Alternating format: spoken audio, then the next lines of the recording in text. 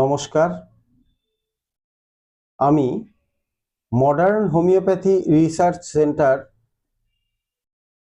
ঢাকুরিয়ায় অবস্থিত কলকাতা থেকে বলছি। আমি doctor Manishankar Maiti, modern homeopathy research সেন্টারের একজন চিকিৎসক। আজকে আপনাদের কাছে একটা রোগীর একটা কেস নিয়ে আপনাদের কাছে তুলে ধরবো। সেই রোগীটার সম্বন্ধে আমি বলতে গেলে বলবো, পেশেন্ট যেটা এসছিলেন, উনি এসছিলেন, ডায়াগনোসিস ছিল সিকেডি অর্থাৎ ক্রনিক কিডনি ডিজিজ, সঙ্গে ছিল হাইপার টেনশন অর্থাৎ high blood pressure, chronic calculous cholecystitis with diffused adenomyomatosis অর্থাৎ গলব্লাডারের মধ্যে পাথর হয়েছে এবং সেখানে ইনফ্লামেশন হয়েছে অর্থাৎ প্রদাহ হয়েছে। সেই প্রদাহ চলছিল, সঙ্গে স্প্লিনোমেগালি, প্রস্টেটোমেগালি অর্থাৎ পেটের মধ্যে যে স্প্লিন বা প্লিহা আছে সেটাও সাইজে বড় হয়ে গেছে, এবং পুরুষদের ক্ষেত্রে যে প্রস্টেট গ্ল্যান্ড থাকে সেটাও সাইজ অনেক বড় হয়েছে। সঙ্গে আম্বেলিকাল হার্নিয়া, ডিসলিপিডিমিয়া, ওনার আম্বেলিকাসে একটু হার্নিয়ার মতো রয়েছে, ডিসলিপিডিমিয়া অর্থাৎ ওনার কোলেস্টেরল, ট্রাইগ্লিসারাইড এগুলো বেশির দিকে আছে, এবং অল্পতে ঠান্ডা লেগে যাওয়ার একটা প্রবণতা, কয়েকদিন বাদে বাদেই বা সামান্য চেঞ্জেই উনি সর্দি কাশি ঠান্ডা লেগে যাওয়ার যে প্রবণতা এটাতে ভোগেন। আমার কাছে অর্থাৎ মডার্ন হোমিওপ্যাথি রিসার্চ সেন্টারে আমার ক্লিনিকে এসে উপস্থিত হন 1 জুন 2025। ওনাকে আমি প্রথমবারের জন্য দেখার সুযোগ পাই। এবার আমরা সরাসরি রোগীর কাছে চলে যাব। রোগীর মুখ থেকে আপনারা শুনতে পাবেন তারা কি কন্ডিশন নিয়ে আমাদের কাছে এসেছিলেন। আমি দীর্ঘদিন অ্যালোপ্যাথিক চিকিৎসা করিয়েছি। আমি করিয়ে আমি হসপিটালেও দেখিয়েছি, নেপোলজিস্ট 2-3 জন অ্যালোপ্যাথিক দেখিয়েছি, কিন্তু কোনো রকম সেরকম ডেভেলপ না পেয়ে আমি এই মডার্ন হোমিওপ্যাথিকের অ্যাড্রেস পেয়ে আসি। আজ থেকে মাস 3 আগে এসে আপনার ওনাদের যে ডাক্তারবাবু আছেন উনি ওষুধ দিয়েছেন আমাকে, যেমন ব্লাডার স্টোন আর প্রস্টেট প্রবলেম ছিল সেগুলো ওষুধ খেয়ে তা, আর এমনি ঠান্ডার টাইমে সর্দি কাশিরও প্রচণ্ড প্রবলেম ছিল, এইগুলো সর্দি কাশি এগুলো সব আস্তে আস্তে কমের দিকে এসছে ওনার ওষুধ খেয়ে। অনেকটাই, আর আমরা আগের চেয়ে অনেক সুস্থ আছি, ভালো আছি। আচ্ছা, আপনি মানে কিডনির যে সমস্যা নিয়ে বিভিন্ন জায়গায় গেছিলেন, আপনার ঠিক মানে প্রবলেম গুলো কি হতো বা কেন কিডনির ডাক্তারবাবুদের কাছে আপনি দীর্ঘদিন ধরে চিকিৎসা করাতে গেছিলেন? আমার একটা হার্নিয়া হয়েছিল, হার্নিয়াতে 22 সালে। তা হার্নিয়াতে তখনই ইউএসজিতে ধরা পড়ে যে আমার প্রবলেম আছে। সেই হার্নিয়াটার জন্য আপনি আল্ট্রাসোনোগ্রাফি ডাক্তারবাবু দেন, এবং সেই ক্ষেত্রে আপনি আল্ট্রাসোনোগ্রাফি করতে গিয়ে জানতে পারা যায় যে কিডনির অসুখে আপনি ভুগছেন। হ্যাঁ, ভুগছেন। তখন তো আমার রেটিং ছিল 2.5। আচ্ছা, মানে ক্রিয়েটিনিন ছিল তখন 2.5। আচ্ছা, উনি অপারেশন করতে চেয়েছিলেন, তা আমি অপারেশন করিনি। করে তখন শুধু জল খেয়ে 3 মাস পর ওটা আমার আসে 1.8। আচ্ছা, কি অপারেশন করতে চেয়েছিলেন? ক্রিয়েটিনিন তো না, ক্রিয়েটিন আমার হার্নিয়া অপারেশন করতে চেয়েছিলেন। 2.5 এই মানে ক্রিয়েটিনিন তখন ছিল আপনার 2.5। হ্যাঁ, তখন ডাক্তারবাবু বললেন হার্নিয়া অপারেশন করব। হ্যাঁ। আচ্ছা, এবার কি হলো? হার্নিয়া অপারেশন হলো না? হলো না, হার্নিয়া অপারেশন আমাকে যে আমার ফ্যামিলি ফিজিশিয়ান ছিল উনি বললেন না, ক্রিয়েটিন করো না, ওনারা করাচ্ছেন, কিন্তু বিপদ হলেও হতে পারে। আচ্ছা, আর তুমি আর কাজ করো, তুমি প্রচুর একদম আমার বাড়ির পাশেই থাকেন উনি, উনি বলেন প্রচুর জল খাওয়ার, কোনো ওষুধ দরকার নেই, কোনো ওষুধ বলেননি কিছু। আচ্ছা। তখন 2023 সালে আমি অপারেশনটা হার্নিয়া অপারেশন করি।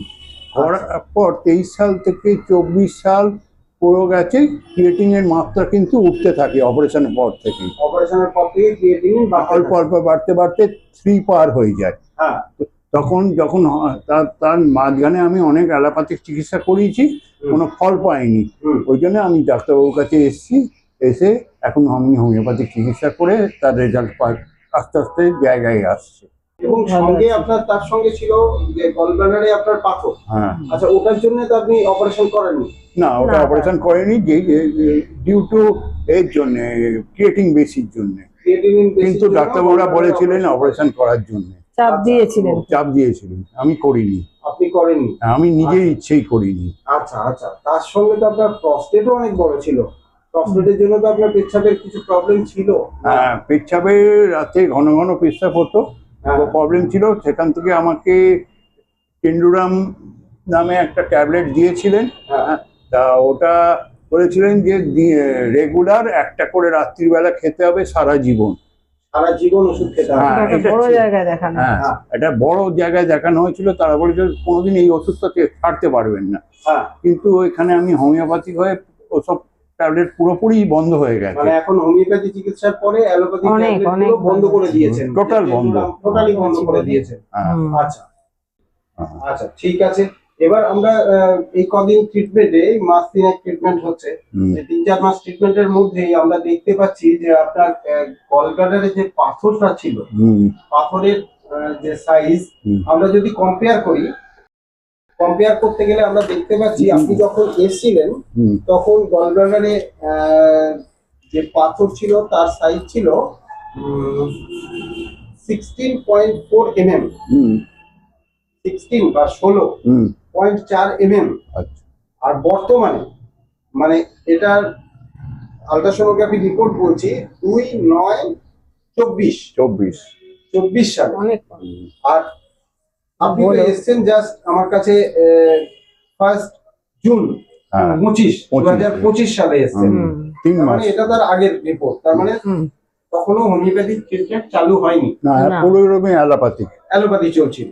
তারপর আমার কাছ থেকে যখন ট্রিটমেন্ট শুরু হলো, এখন রিপোর্ট দেখা যাচ্ছে এই 3-4 মাসের মধ্যে 21-11-25-এ রিপোর্ট পাওয়া যাচ্ছে যে গলব্লাডারে যে পাথরটা রয়েছে তার সাইজ হয়ে গেছে 10 mm। তার মানে 6.4 mm ভ্যানিশ, তাই তো? প্রায় হাফের কাছাকাছি চলে আসছে। গলব্লাডারের পাথরটা প্রায় অনেক ছোট হয়ে গেছে। হ্যাঁ, প্রায় হাফের কাছাকাছি। এক। দ্বিতীয় হচ্ছে আমরা গলব্লাডারের যে থিকনেস, গলব্লাডারের থিকনেসটাও অনেক নরমালের দিকে এগোচ্ছে। আপনি যখন এসেছিলেন তখন গলব্লাডার ওয়ালের থিকনেস ছিল 4.8 mm। বর্তমান মানে 21শে নভেম্বর সেই গলব্লাডারের যে থিকনেস তার মেজারমেন্ট হচ্ছে 4.4 mm। তার মানে 0.4 mm গলব্লাডারে যে থিকনেস সেটাও কমে গেছে। তার মানে নরমালের দিকে এগোচ্ছে। নাম্বার 1। নাম্বার 2 আমরা বলবো স্প্লিন। স্প্লিন আগে ছিল আপনার পুরনো রিপোর্টে স্প্লিনের সাইজ ছিল 121 mm, যেটা স্প্লিনটা ছিল 121 mm, সেটা এখন অনেকটা নরমালের দিকে এগোচ্ছে, এখন হয়েছে 116 mm। তার মানে ওখানে 5 mm স্প্লিনের সাইজটা রিডিউস করেছে, নরমালের দিকে এগোচ্ছে। বোঝাতে পারলাম? এবার হচ্ছে প্রস্টেট। প্রস্টেটের সাইজ আগে ছিল 38.5 গ্রাম হচ্ছে, বর্তমান প্রস্টেটের সাইজ হয়েছে 29.7 গ্রাম, প্রায় 10 গ্রামের কাছাকাছি কমেছে। তার মানে প্রস্টেট অনেকটা নরমালের দিকে এগোচ্ছে। আমরা এইগুলো তুলে ধরছি এবং তার সঙ্গে তো আপনার পেচ্ছাপ, আগে রাত্রে যে ঘন ঘন পেচ্ছাপ, অল্পতে ঠান্ডা লেগে যাওয়া, সর্দি কাশির যে ধাসটা, সেটাও আপনি আস্তে আস্তে বলছেন। সর্দি কাশির ধাসটা ডাক্তারবাবু আমি 1 মাস আপনার ওষুধ, এই 1 সপ্তাহ ওষুধ খেয়ে রিকভারি হয়ে গেছে। তার মানে যে দীর্ঘদিন ধরে যেটা দীর্ঘদিন ছিল সেটা 1 সপ্তাহের ওষুধেই সর্দি কাশির হাত থেকে আপনি রক্ষা পেয়ে যাচ্ছেন। তারপর এনার্জিটা পেয়েছে। এগুলো। এনার্জি, হ্যাঁ বলুন ম্যাডাম। এনার্জিটা এখন অনেকটাই মানে আগে যেটা ক্লান্ত হয়ে জীবনী যেত, ক্লান্ত, মানে সবসময় মনে হচ্ছে শুয়ে পড়বে, সেগুলো অনেক ক্লিয়ার, কিছুই নেই এখন বলতে গেলে। অন্যান্য যে সিমটমস, যে অসুস্থতা, যে দুর্বলতা, আগে কাজকর্ম করতে পারতেন না, খুব দুর্বল হয়ে থাকতেন, উইকনেস ছিল, এবং অন্যান্য যে অসুবিধাগুলো ছিল সেগুলো এখন নেই বললেই চলে। এখন উনি অনেক ভালোর দিকে এগোচ্ছেন, উনি এখন অনেক ফিট হয়েছেন, সুস্থ মনে করছেন। তাহলে আপনারা বলুন, সাধারণ মানুষের কাছেই আমি তুলে ধরলাম, ডাক্তারবাবুদের কাছেও আমি বললাম, আপনারা বলুন হোমিওপ্যাথিতে কিডনির অসুখের ট্রিটমেন্ট আছে কি না। আপনারাই বলুন গল ব্লাডারে পাথরের ক্ষেত্রে, সব ক্ষেত্রে অপারেশন করতে হবে কি না। আপনারা আমাদেরকে বলুন, আপনাদের মন্তব্য অপেক্ষায় রইলাম। আপনারা আমাদেরকে জানান যে হোমিওপ্যাথি চিকিৎসায় এই রোগগুলো থেকে রোগীরা মুক্ত পেতে পারে কিনা। 3-4 মাসের ট্রিটমেন্টে এত ইমপ্রুভমেন্ট, হ্যাঁ, এটাই আমরা সাধারণ জনগণের কাছে, হোমিওপ্যাথি যারা শিক্ষার্থী, যারা স্টুডেন্ট, তাদের কাছে, এবং যারা হোমিওপ্যাথি সম্বন্ধে আগ্রহী, তাদের উদ্দেশ্যে আমরা এই ভিডিওটা করছি। এই যে তুলে ধরতে চাইছি, এই ভিডিওটা আমরা ইউটিউব, ফেসবুক, ইনস্টাগ্রাম বা অন্যান্য যে মিডিয়াগুলো রয়েছে, আমরা সেই মিডিয়ার মাধ্যমে তুলে ধরতে চাইছি। তাতে আপনাদের কোনো আপত্তি আছে? না, না না, আমরা চাই এটা আরো প্রচার হোক, আরো মানুষ জানুক, মানুষ এটাই। আসুক, এত ভালো হোমিওপ্যাথি লেগেছে, চিকিৎসা করুক, এত এটাই কম আমি চাই, সময় কম যাতে মানুষ ওষুধে ভালোভাবে সুস্থ এত হয়ে থাকুক। এগিয়ে যাওয়াটা খুব ভালো লেগেছে।